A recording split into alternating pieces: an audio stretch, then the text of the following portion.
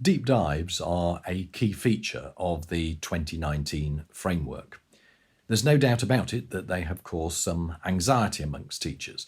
There have been apocryphal stories of deep dives in primary schools into careers and into modern languages.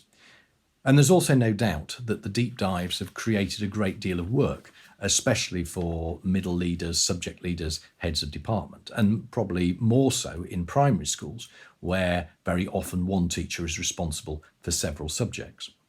But the good news is that deep dives can be prepared for in advance, and we should like to provide a couple of ways of helping you with your preparation.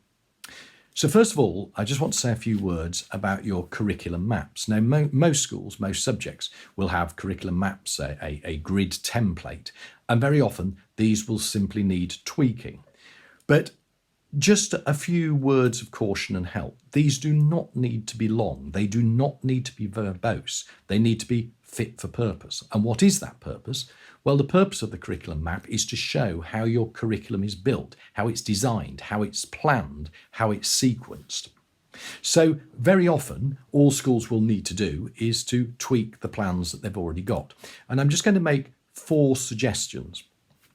First of all, where your curriculum maps talk about assessment, I think it is essential that you include something on factual recall, factual retrieval. Remember that the framework states that teaching is designed to help learners to remember in the long term the content. So I think there needs to be some reference to that. Secondly, your map needs to show how the curriculum progresses, how it develops. Why do you do one topic before another or one topic after another? So, for example, in French, presumably you teach the present tense first, because until you can conjugate the present tense, you can't move on to the perfect tense or the imperfect tense. So something along those lines to show how your curriculum is ordered. Thirdly, the framework is very clear on the curriculum meeting the needs of all learners. So there needs to be something in your curriculum map about how you differentiate, how you prepare or cater for SEND pupils, and how you stretch G&T pupils. But you need to show clearly that your curriculum is planned with a view to supporting all pupils. And finally, the key knowledge and key skills. Now, this does not need to be a long section. There's no point at all regurgitating what's in the programme of study, the exam specification, or the textbook even. What you're just outlining is the key areas of study and the key skills.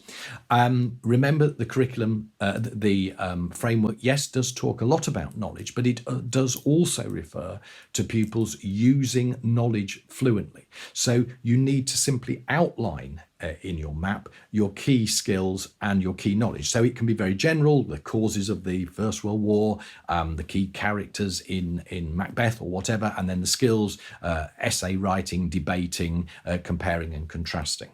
But keep it simple, keep it in small, short bullet points, but keep it fit for purpose. You are showing how the curriculum is planned, you're showing how it progresses, and you're showing what it covers. Now, once you've done that, and I don't underestimate the time that it takes to do these plans, but once you've done that, you have then broken the back of the work in preparing for deep dives. What we've done is to attach to this video a list of questions that we have gleaned and compiled after talking to numerous teachers who have gone through the deep dive process. And those questions are there for you to use, to practice, and to prepare for your deep dive. I shan't read through them, they're fairly self-explanatory, but I shall just make 2 general comments.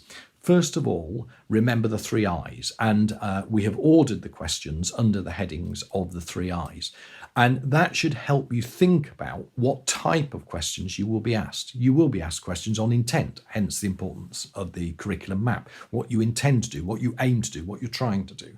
Implementation will lead to questions on classroom teaching, on assessment, on pupil behaviour, on CPD.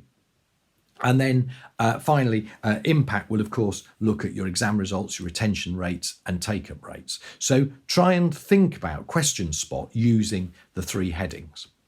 But the final point I'll make is this, that it is essential that this is a team effort. It is essential that everyone in the department in the subject area sings from the same hymn sheet. Just think of these two questions that have been asked. What should I expect to see in a typical lesson?